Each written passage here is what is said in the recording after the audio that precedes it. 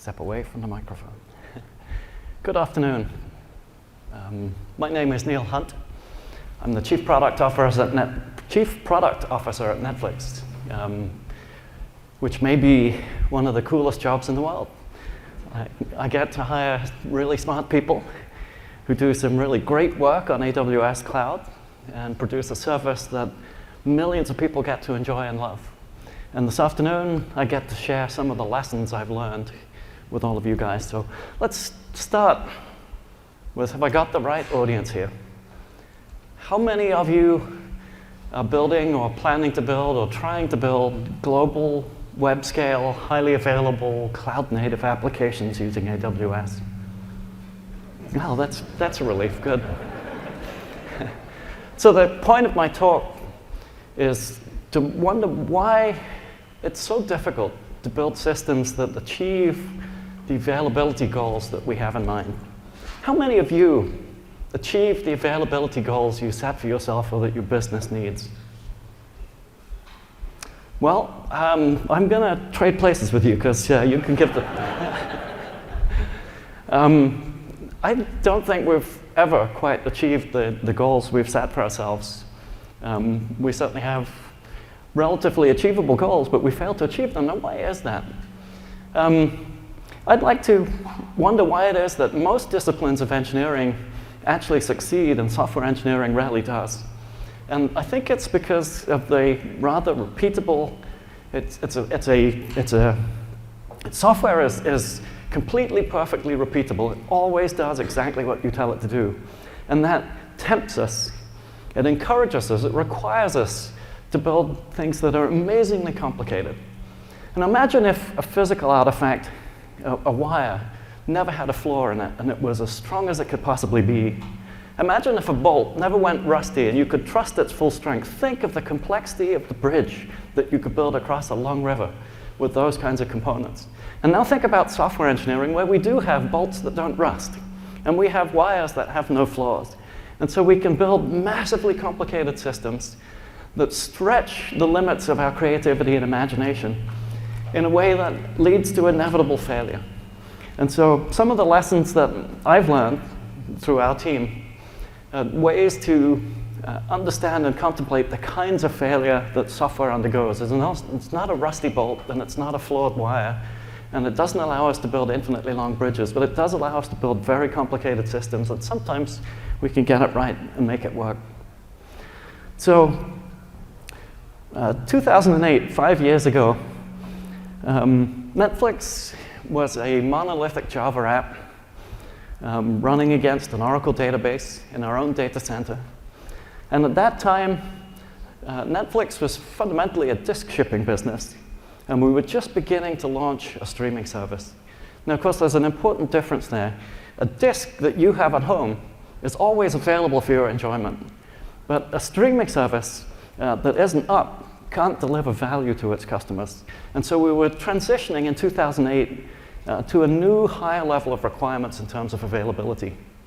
And at about that time, we suffered a very significant hardware failure in our data center, and it caused the disk that stored our Oracle databases to get corrupted. It took us down for a couple of days, took us, in fact, nearly 3 days to get everything up and running again.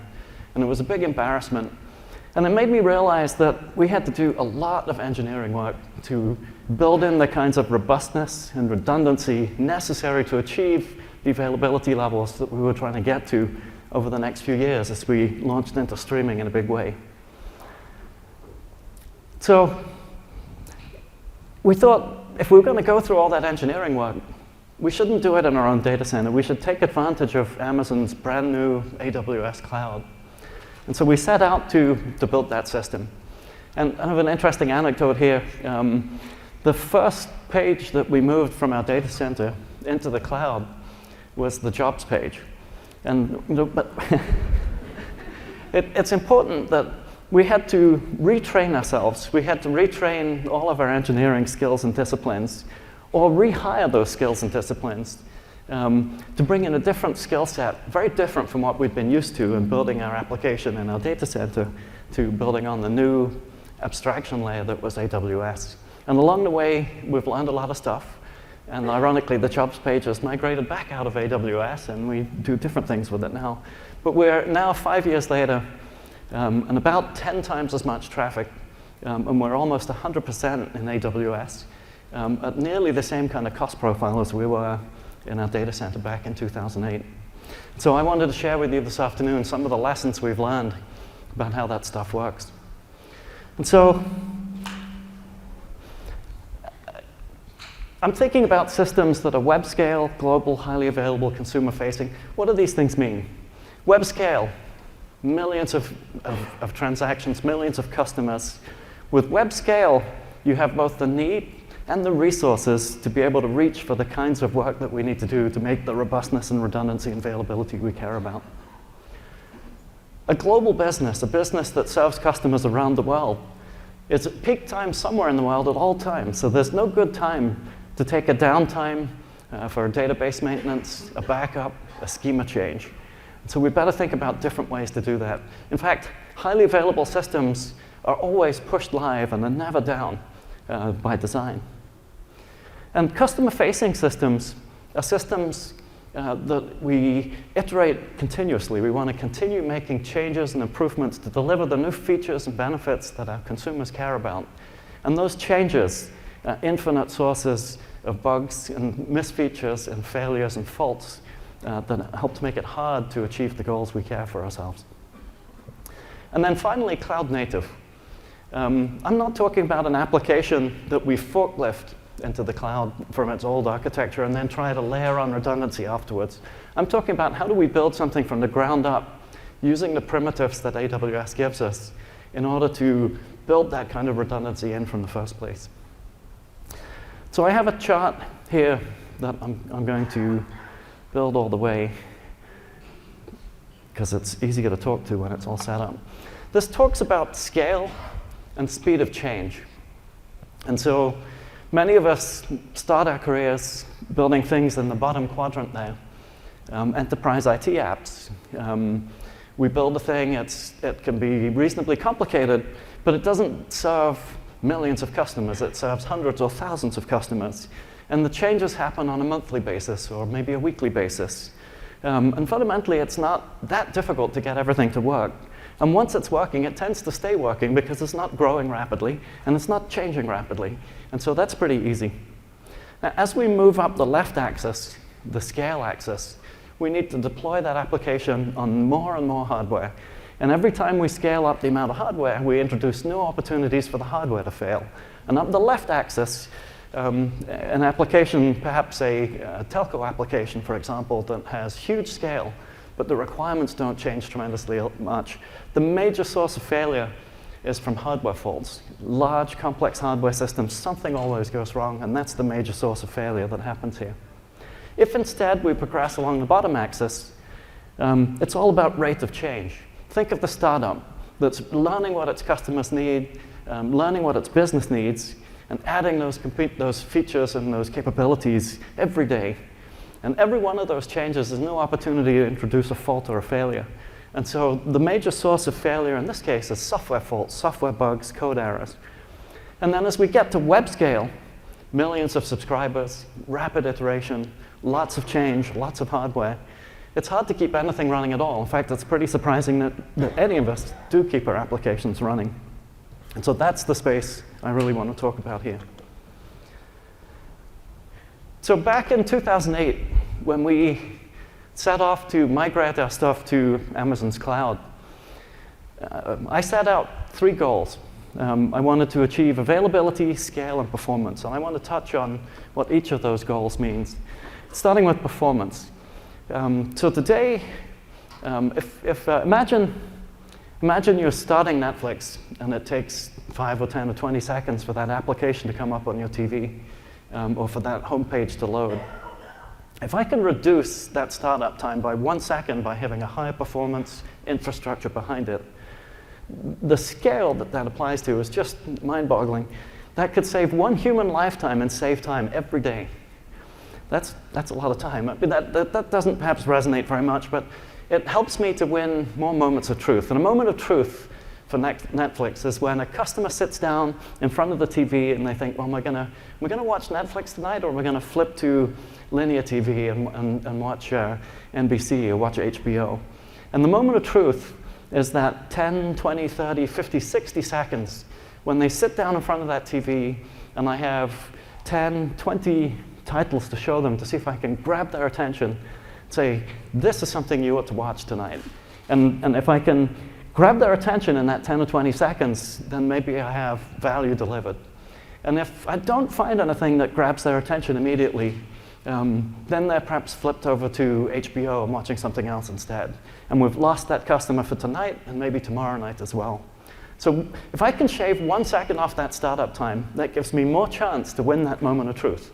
And so the value out of even small performance improvements across large scale like that get to be pretty huge. Or perhaps, what if I could suggest choices that are 1% better by running a more complex recommendation algorithm to choose what's shown on that homepage? 1% better choices might result in 500,000 additional hours a day of value delivered to those customers. So huge value and performance, and I want to push it to the limit. The second thing I talked about was scale. And we're currently serving in 50 countries and 3 continents. We're running tens of thousands of Amazon instances. It's pretty big scale. And it's growing about 50% year over year in terms of volume, in terms of starts, for example.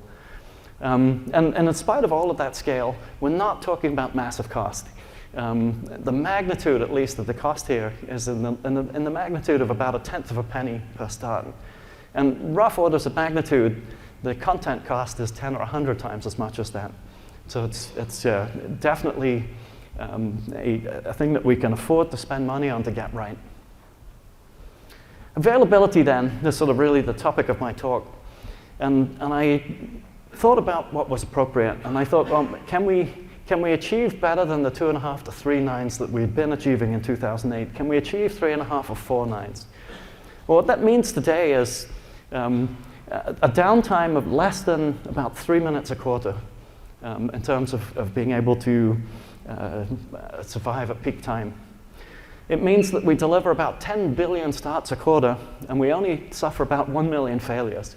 But 1 million failures are still 1 million disappointed customers who pick up the phone and call customer service and cost $5 or $10 each call. It's a lot of lost business. If I could shorten that million down to 500,000 or 100,000, so much the better. So 4 nines is an important goal to achieve, and it's one that we rarely have achieved, but we keep gradually getting closer and closer to.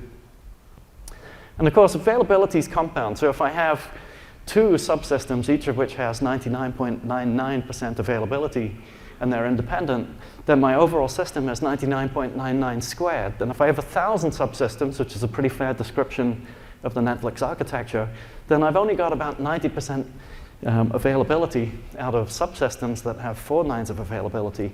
And wow, that's pretty damaging. Or to think about this the other way around, if I want to achieve 4 nines and 1,000 components, I need 6 nines of availability for each separate dependency. So let's put 6 nines in perspective. 6 nines is your car starting without fault every morning and every evening for 1,700 years. It's walking from here to my home in California without tripping on a pebble once. And by the way, that's going to take you all winter long. You'll be there in about April. So achieving those kinds of availabilities is a very, very hard problem. So we somehow have to break that model. We have to figure out how not to have those availabilities compound. We have to figure out how to isolate. And a key component of my talk here is, how do we isolate those dependencies so that a failure in one small component, which is inevitable, it will happen, it is happening right now. How can we make sure that failure causes a minor degradation in the service and not a cascading failure that takes out the whole service or large chunks of the service? And really, a lot of what several hundred people do is figuring out how to make sure that a failure is localized and minimized and doesn't propagate and spread. But availability, scale, and performance, I realized this year, are really not enough. We have to go further than that. And we have to think about iteration and rates of change. And I alluded to this beforehand. But in our case, We look to push new features, and we look to push A/B tests, and we look to optimize and improve and scale up. And we look to remove redundant features and simplify and take out tests that have failed. We make about 1,000 changes a day in our infrastructure, and every one of those changes is another opportunity for faults to come in and affect either one system or sets of systems. And so rates of change are hard. I'm going to skip that and go to this slide here. So change leads to bugs. All of those things lead to faults and failures. And failability is dramatically in tension with the rate of change that we want to achieve, and we need both. So this is a representation. What you see here is a curve of availability and rates of trade-off. And you know, when I was a kid in college, I thought that I wanted to be a research scientist, and I thought that I wanted to discover Hunt's law. And I realized a few days ago that maybe this is Hunt's law, that the rate of change multiplied by the availability is a constant for any given architectural configuration. And that you can be at anywhere you want on this curve, but you can't have high rates of change and high availability at the same time with a particular architecture. You can slow up the rates of change, and you can make it better and better and better and have high availability. Or if you want to push 1,000 changes a day, you're going to be on the wrong side of the curve. And so what we have to figure out is not where the trade-off is on that curve, which is how a lot of us think, but how we shift the curve altogether. How do we architect our systems so that we can have both higher rates of change and higher availability? And that's really all about independence and isolation of the subsystems. So we have to break the chain dependencies that compound in cascading system failure. So what I'm talking about here is you've got an architecture that's layers of components that talk to each other to have dependencies. And somewhere down on the bottom layer, a minor fault causes a lookup of a customer record to be a little slower than it should be. And so it times out. And so that propagates up. And then somewhere at a higher level in the system, maybe you've got an expensive query that's pulled out a big packet of data, and it's waiting for that little token to come in from the other side. And that's taking 10 times longer than it should do. And so the memory fills up. And then that system runs out of space, and it topples over, and you can't fire up new systems fast enough. And pretty soon, the entire architecture is a smoking heap of ruins on the floor. You've all been there, I'm sure. So how do we figure out how to not do that? How do we figure out how to make those changes be those failures be local failures that don't propagate and that don't cause cascading failure? Well, I've got a number of different recipes here. And the most obvious one is just redundancy. How do we take that service-oriented architecture that includes lots of components all talking with each other, and how do we make sure that we replicate each module of that stuff in a way that if one fails, we can fall to the other one, pull out the answer we're looking for without a problem? So what I've drawn here is a representation of a dependent system querying a dependency. When it times out, we fall back and hit the next one. Pretty obvious, straightforward redundancy. But it's more complicated than it seems. What if we've got several levels of this stuff? And what if the timeout at the lowest level is actually about the same time as the timeout at the highest level? You could run the risk of everything timing out all at once. And then the entire system has fallen over, even though, in fact, you've got good answers in all the other legs and all the other dependencies. So there's no magic answer here. We have to be very thoughtful about what the nature of those cascading timeouts is, and how to set things up in a way that works well. We've built, many of you are familiar with the simian army.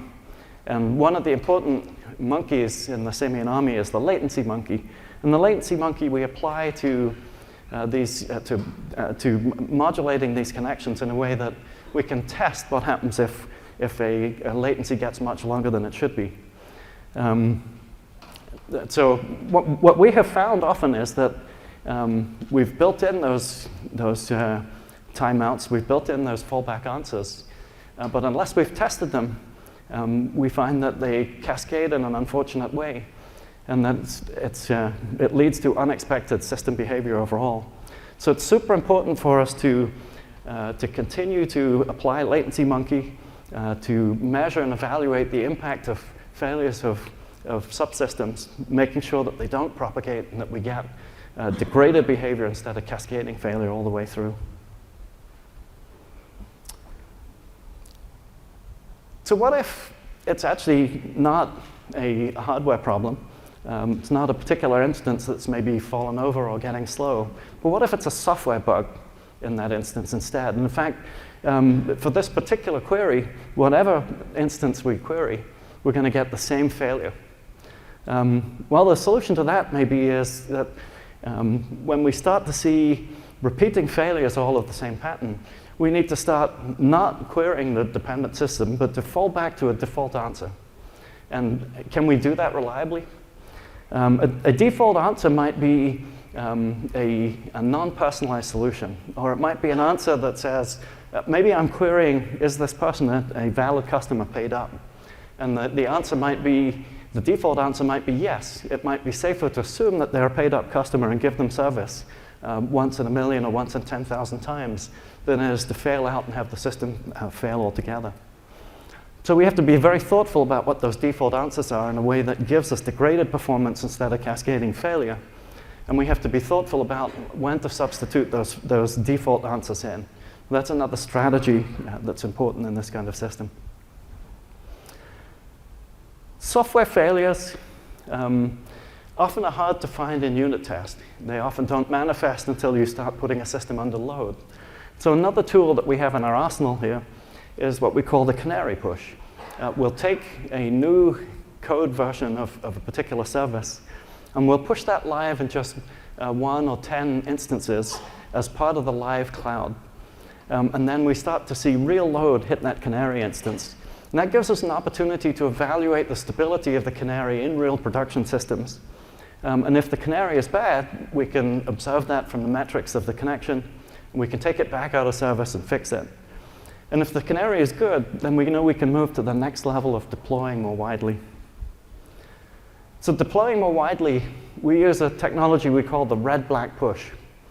And what we do here is we spin up we spin up a new autoscaling group with enough instances of the new code, the red cluster here, to carry the load we care about. But we keep the old cluster, the black cluster, up and running, and we steer the load over to the red cluster. And now, if we see unexpected failure under load for the new code for the red cluster, we have the old cluster ready to immediately fall back to. And that's a way to quickly fall back and avoid the kinds of failure that would happen if we had switched over from the black to the red in one go. And the cloud gives us the opportunity to keep both the old and the new running for a period of perhaps 24 hours to make sure that we can get through a peak load time. Even then, sometimes it's a data-dependent or a time-dependent bomb that causes the thing to blow up. And so maybe both the red and the black have the same bug in, and we can't reliably fail back to the black because that fails too. And so we've started working towards what we call the blue system. And the blue system, if you like, is an independently authored static version that delivers a credible solution, but it's not dependent upon any of the code paths that the red or the black systems were. Maybe it's a version from 5 or 10 versions ago that's coded to be very stable, very static, very minimal. And by having blue subsystems on standby, by not being dynamic, they may be easier able to scale. By having blue systems that we can switch in the case of gross system failures, we can also avoid the cascading failure and get to a more supportable system. Then, of course, we have the zone-to-zone failures, and this is one of Amazon's more basic redundancy patterns. The idea that we can deploy subsystems in several different zones, and then we can load balance between the subsystems in those zones. And this is an important tool to deal with infrastructure failure, to deal with a power failure, a significant network failure, or even some kinds of infrastructure software, firmware failures that take out a whole service in a whole zone, but not a whole region. And the load balancer, of course, is one significant point of common failure between those different zones. So that becomes a very crucial point of this thing. We have a member of the Simian army, the Chaos Gorilla, that allows us to simulate entire zone failure and make sure that our systems are actually able to fail over into the remaining zones without tripping over each other, without tripping over customers.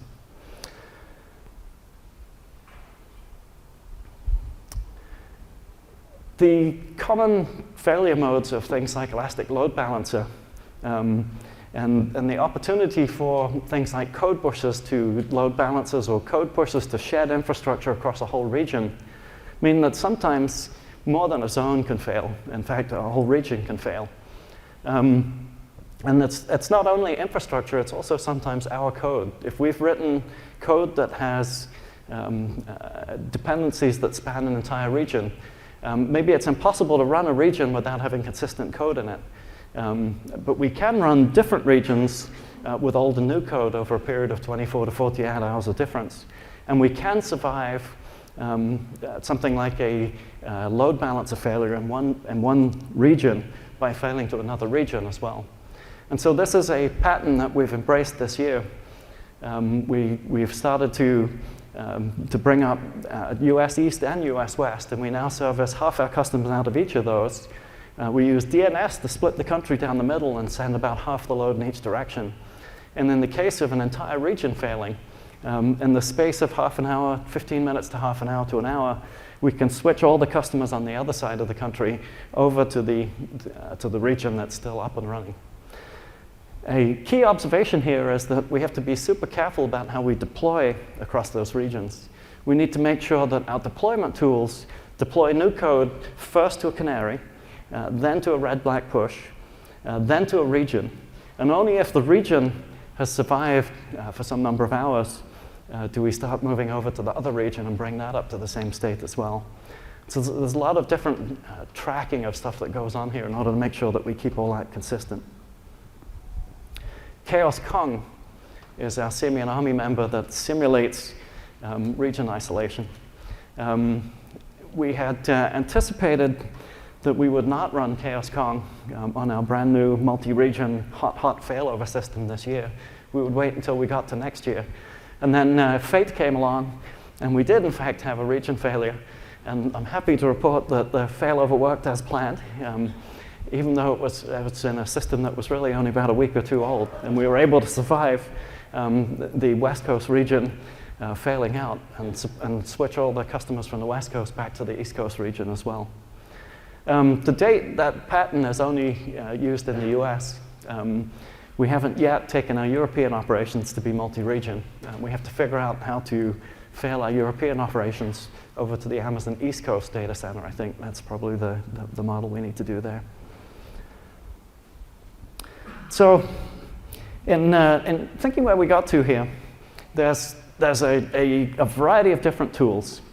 There's tools to enable redundancy at lots of different levels, to make sure that in many different circumstances to do with failing hardware, failing infrastructure, failing networks, software bugs that we've introduced, software bugs that are latent in our systems, data bugs, software and firmware bugs that get pushed through Amazon stuff.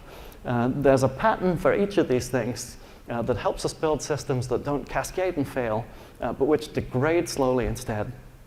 And I've described some of those things, and we've talked about some of those details.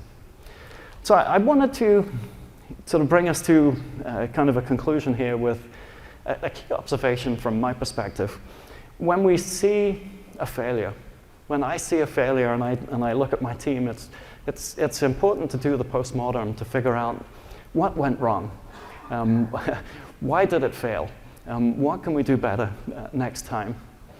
But it's important also to remember that trying harder is not going to cut it. Trying harder is at best a linear response. By trying twice as hard, by working harder, by working smarter, by hiring better people, we get to, at best, reduce the number of failures in a linear sense, and it's probably more logarithmic than that too. But in fact, as we have more people and more work to do and more changes to push, the problem gets exponentially harder, not linearly and not logarithmically harder. And so trying harder just isn't going to do it. So we do need to be great at execution. We need to really understand how to work well. But it's execution not just in being in avoiding bugs, because bugs are unavoidable. It's in building architectures that are resilient and tolerant of bugs. It's about embracing failure, not only of hardware, but also of software, and expecting that it's going to fail. Just like that rusty bridge bolt has 6 other bolts to buttress it so the bridge doesn't fall down. So too, our software is not going to be as perfect and repeatable as it is tempting to think of it as being. It's going to have faults and failures. And we're going to need to build that same kind of redundancy in order to be able to avoid those kinds of problems.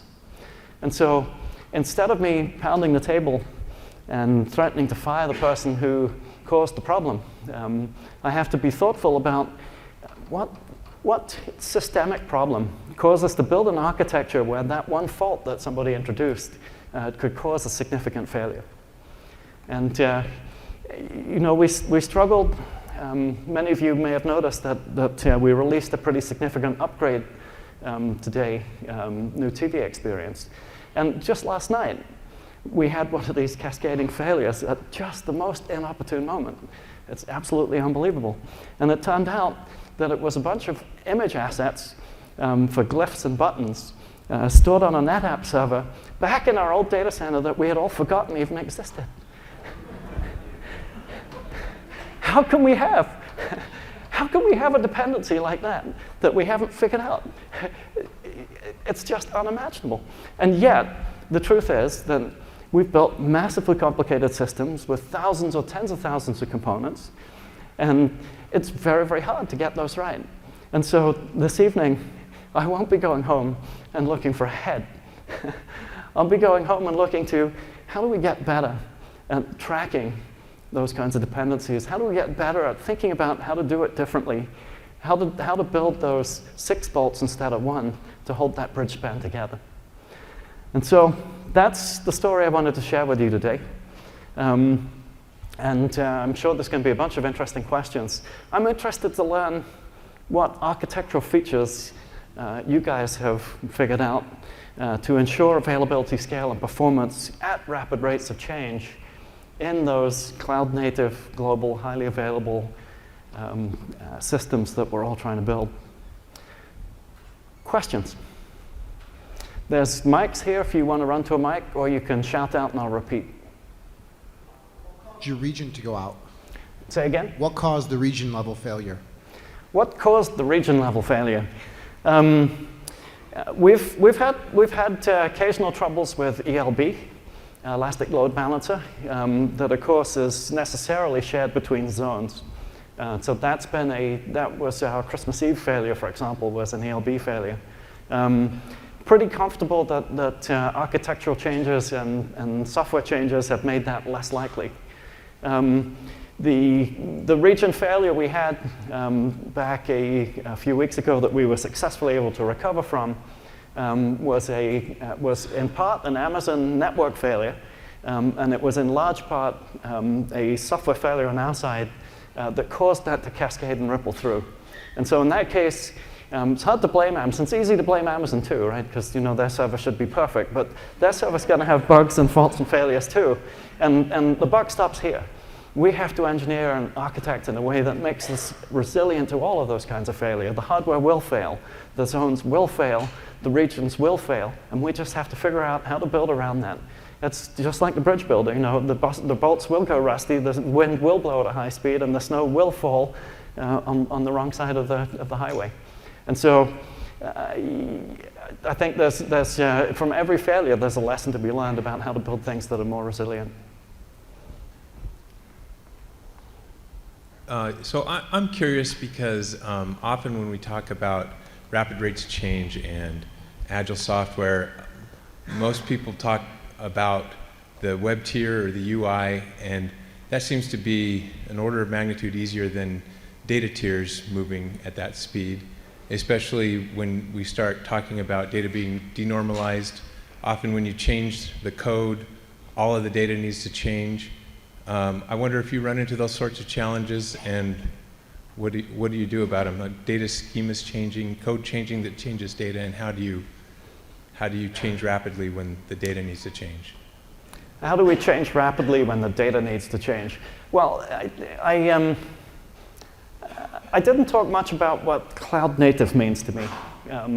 One of the features that I think of cloud native is NoSQL. We've chosen to embrace Cassandra as our key store persistence layer. And we have our layer of technology on top of that that's part of our open source plan that makes that more packaged, more palatable. The key there is that we have to embrace the fact that the data doesn't live in a fixed schema, that the schema can change and evolve, and that changes to the schema aren't instant. You don't stop the entire system, change the schema, and then start it up again in a new schema.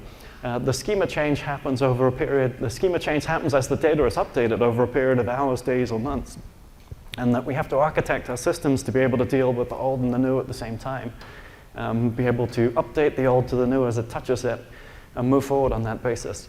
And then, of course, a key corollary of that is eventual consistency and statelessness of all the services too. If the services aren't stateless, you can't try this path and then when that fails, try a different path without having the state be not mapped properly. So the services have to be stateless. The state has to be captured in the persistence layer, and the persistence layer with eventual consistency is able to reflect that eventually correct answer or eventually singular answer in a way that works. But the semantics of eventual consistency are hard for us to get our heads around, and we have to be thoughtful about that and test it as well. So I don't think there's a perfect good answer to it. It's one more piece of thinking about resilience and robustness and redundancy. It's relativity of data, if you like, in some sense. It's hard to think about, hard to engineer around, but it's necessary to build robust, redundant systems. Yes?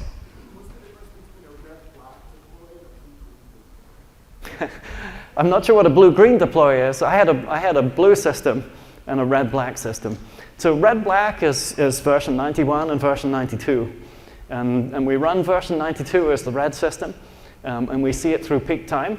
And if it survives, then we shut down the black system and reclaim the instances and then prep them for version 94 tomorrow. So that's pretty straightforward. But what if at version 82, we introduced a fault that meant that on Sundays, everything blows up. And on Thursday, we're fine, and on Friday, we're fine, and we've rolled forward, and we're several versions forward of that. And then on Sunday, the date comes around, and the system blows up. Falling from the red to the black is not going to solve it, because the bug's been in there for a long time. It's a time bomb. But if we have a completely separate, independently implemented system that maybe isn't capable of delivering the fully comprehensive dynamic answer, but is capable of delivering a workable degraded answer, then we can continue to work while we fix the code bug and get back to the red-black system that works. And so that blue system is a deliberately minimal, stripped-down version that's capable of delivering at high volume, so we don't have to have lots of instances running, a simple static answer to each of the queries at each of the levels that we can sub in the case of a logic bomb or a failure that's been latent for a long time. You didn't specifically mention circuit breaker, but is the blue standby system what is tripped in when the circuit breaker goes on? I think it depends upon the nature of that. So that means, I'm sorry, I should repeat the question. The question was about circuit breaker and its relevance to red, black versus blue.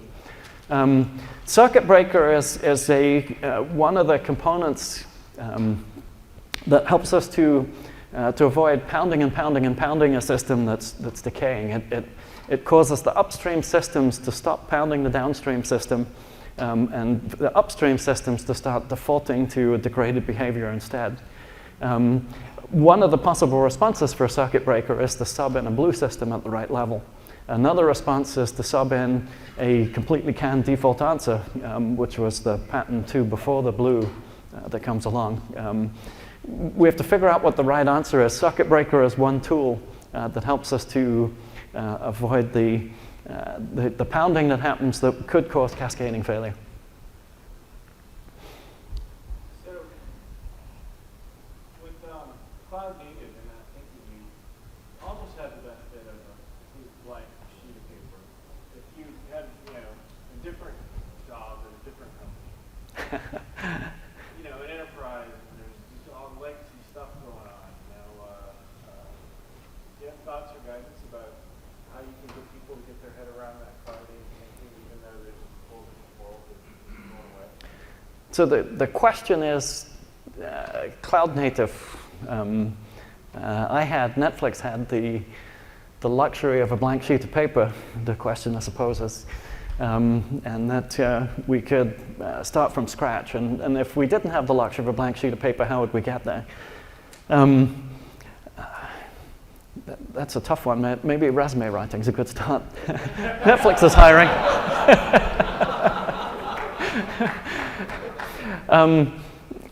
We didn't really have a blank sheet of paper. We had 10 years of legacy code that we needed to use. And so our strategy, we debated 3 different strategies. One strategy was to take the existing monolithic Java app and its Oracle database and port it into the cloud, and then start to layer on redundancy on top of that. And we decided that that was a supremely bad idea. We had a different strategy, which was to build a system with sort of deep functionality but no scale, and then start to deploy that into the cloud because it would allow us to fully exercise all the functionality at low scale, and then we could figure out how to add the scale. And then the competing alternative was to take very thin slices of vertical functionality, like the jobs page that actually has no functionality at all except pulling the database of OpenRecs. And how do you take that and you build it in a resilient, redundant, robust system? And today, even today, you see the legacy of that. Netflix actually has, when you go to the e-commerce, you visit www.netflix.com. When you go to choose movies, you go to movies.netflix.com. Well, movies.netflix.com was the original cloud deployment, and www was the old data center deployment. And we gradually moved over one small feature at a time from the data center to the cloud. And we've spent 5 years getting there. The only thing left in the data center at this point is actually the billing subsystems where we have not gotten through all of the SOX and PCI requirements for moving to the cloud, but that will come by the end of this year or early next year. And so I would say the model of move slowly one vertical piece of functionality at a time is a good pattern to follow. What we learned is that, in fact, we made several mistakes. Not much of the first things we moved over actually survived. We ended up ripping them up and throwing them away and starting over. We did a lot of work with SDB, for example. And SDB was a nice tool. It offered all the promise of NoSQL and the capabilities we were looking for. But in the end, it didn't give us quite the scale and performance that we cared about. And it didn't allow us to do the region-to-region copies in a way that we wanted. And Amazon has since caught up with new services. But in the meantime, we actually discarded most of the SDB stuff and went to Cassandra instead. So we have Cassandra deployed in a region. We have Cassandra deployed in another region, and we have another Cassandra ring that ties those 2 regions together. In fact, we now have some component of 4 different regions. And so those kinds of things are things we learned after the fact and we moved on into. We didn't internally decide that NoSQL was fundamental right from the beginning. We actually used some MySQL RDS service at first as well. But we quickly realized that that wasn't the right answer and got rid of that too and moved everything to Cassandra and just a little bit of SimpleDB that's left. And so moving slowly vertical by vertical is a good way to learn, understand, develop talent. We found some people were able to move shift their thinking and perform well in that space, and others moved on to different businesses, and we've hired and turned over a lot of the team as well. So, tricky question. Could you talk a little bit about how you do A/B testing or multivariate testing at Netflix? A/B testing and multivariate testing, good. There's a phenomenon that I call Hippo Wins. Who knows what Hippo Wins stands for? Hippo is the highest paid person's opinion. And that's often mine. And what I've learned is that I'm usually wrong. And so Hippo Wins is a problem to be avoided in a discussion or a debate. Hippo Wins is a way to build what the boss wants and not what the customer wants. And that's a problem. And so A/B testing is the ultimate answer to that. If you think about different possibilities and you build them all and then you deploy them to customers and you get the feedback and the measurement, then you know what actually works. And a good example here is actually the push we did this morning. It's our 4th generation of TV technology. When we set out to build Netflix on the TV screen, we went out, we did a lot of call work, we talked to a lot of customers, we figured out what people wanted. And everybody loved the hierarchical drill down. You want to see a genre, you want to drill into subgenres, you want to drill down, you want to drill down, you want to have access to the whole catalog of 10,000 titles. And we built lots of paper prototypes and we developed and refined. And then we also thought that, we've learned so many times in the past that simplicity wins. And we've learned so many times in the past that actually keeping people away from the long tail of stuff that they might not be interested in is profitable and worthwhile, that we also built some prototypes that were 2 layers deep with no drill down, where you could only access the set of titles that a recommendation engine was putting up. And in qual sessions, people said, no, that's too limiting. I really want to see everything. Give me the hierarchical version. But we built it and we tested it, and we fielded it to 250,000 customers in each version. In fact, we had 3 or 4 different versions with variations. And we test mostly on brand new customers. And so when somebody signs up with Netflix, there's typically 10 to 20 dice rolled that decide which version of tests, maybe as many as 20 or 30 tests running simultaneously, that new customer will be allocated to.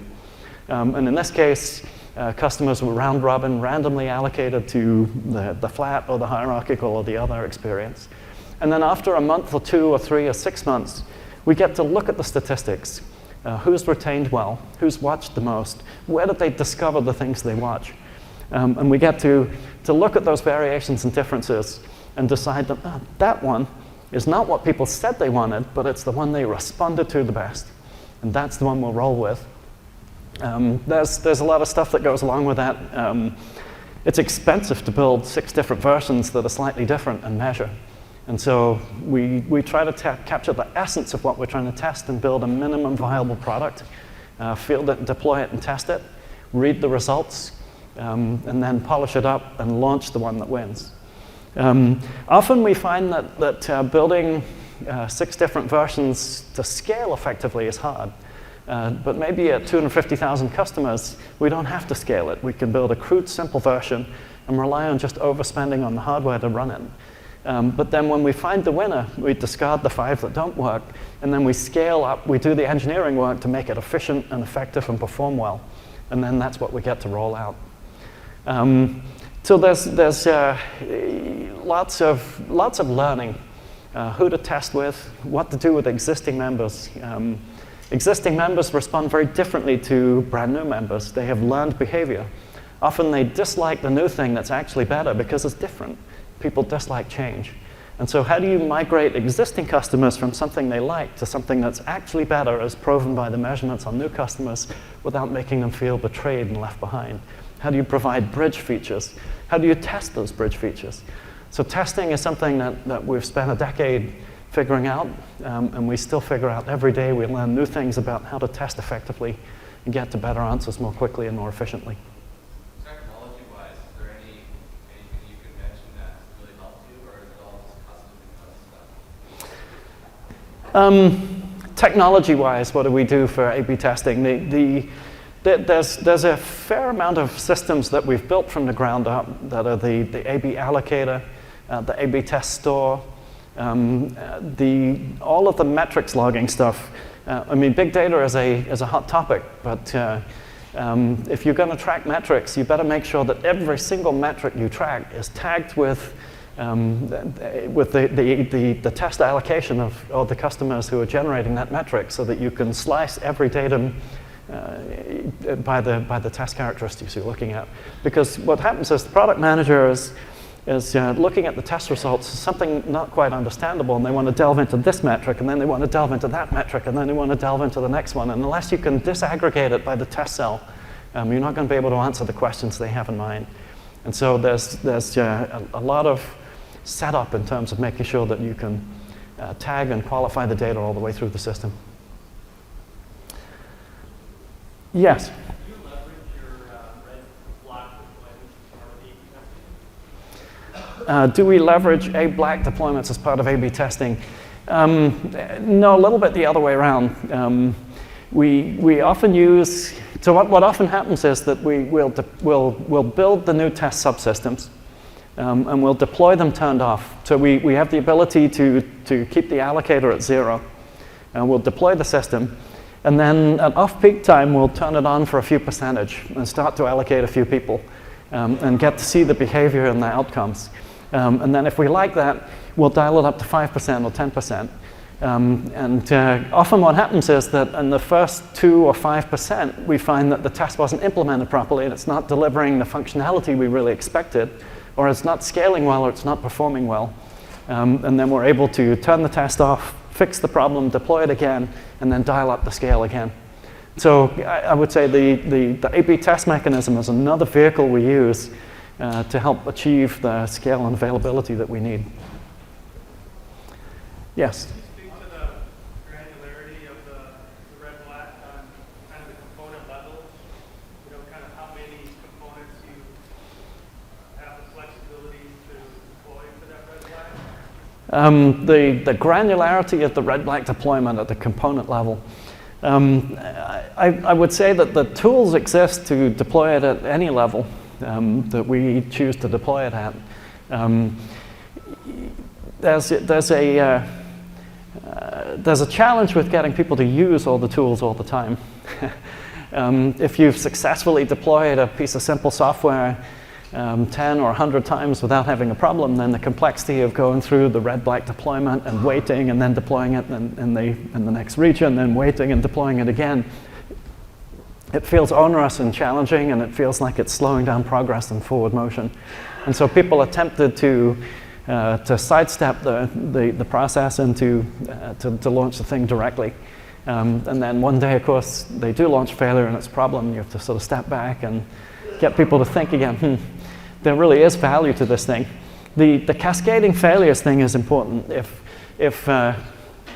If you think there's a 99% chance that you're going to push this code and it's going to be correct, then you're tempted to push it because that means that you move forward more quickly. But you have to remember that your failure might take out 1,000 other people's work, and loss of productivity for a day while you sort of fix and remediate the problem and get everything back up and running if you do cause a cascading failure. And so it's reminding people to be thoughtful about the implications of the potential failure that helps to get us to the right technology. Yeah. So you have lots of fail states in production, ways of testing. I'm wondering how much time do you spend with the release candidate pre-release to do things like load testing or having it reviewed from a usability level, or do you just go right out without that? How much testing do we do pre-release? Usability testing, functionality testing? I would say not that much. We do testing. We do unit testing. We do testing of performance and what have you. It's very, very hard to make load tests that are as nimble and evolve as quickly as the requirements of your system. And it's very, very easy to do a RedBlack deployment and see what actually happens. And so when you've got the tools to get it out live quickly, Nimbleness and agility seems to suggest that's a good way to go. So I think you'd probably be surprised how little upfront testing and validation we do.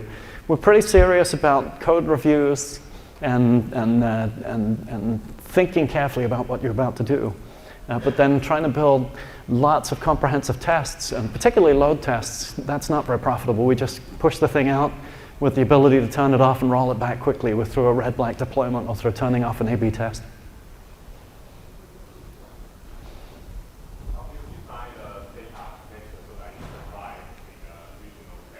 I apologize, how do we define?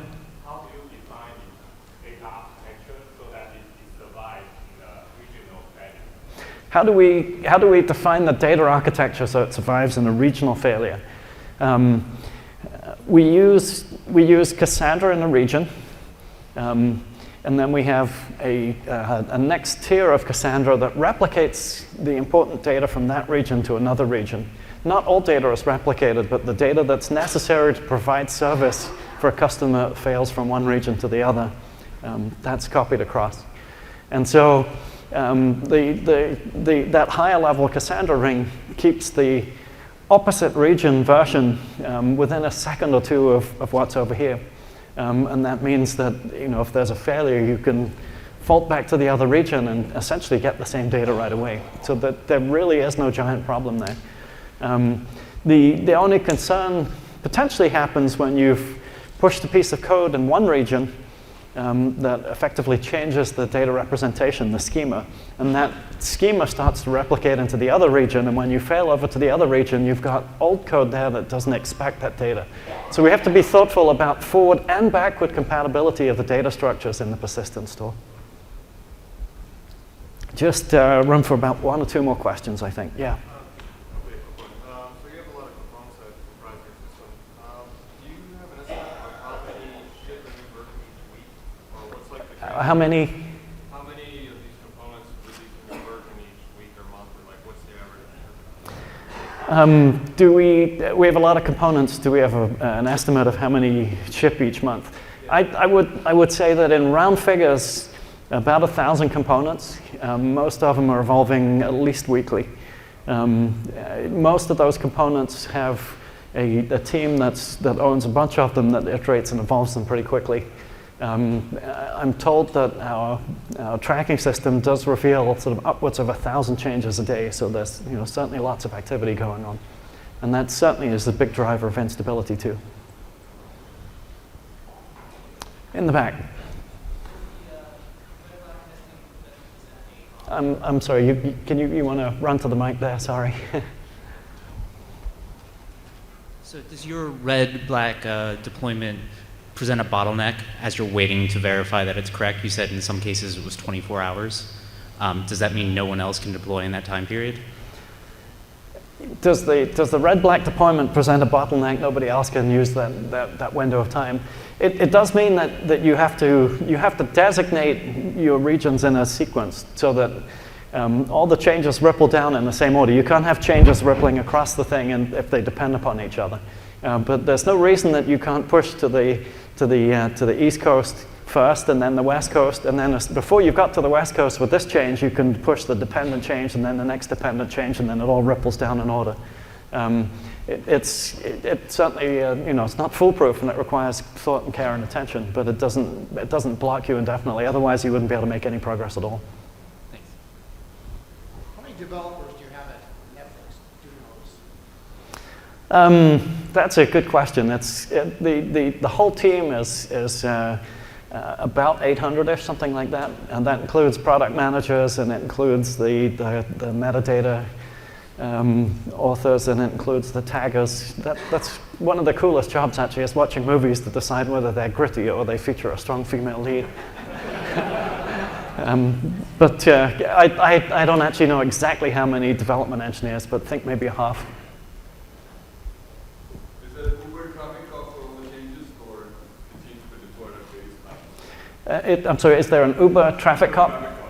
There is no Uber traffic cop. We try to preach the idea that everybody is independent. Most changes require changes to some but not all subsystems.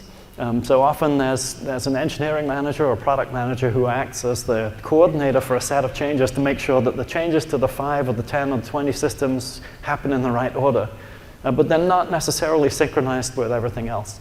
One of the implications of that is that if we're rolling out, we've got 2 teams rolling out 2 different tests, it's entirely possible that experience A of test 1 collides with experience X of test 2. And so we have to make sure that you don't get cross-allocated into both those tests at once. So there's a bunch of rules about cross-allocating of tests that we have to be careful about.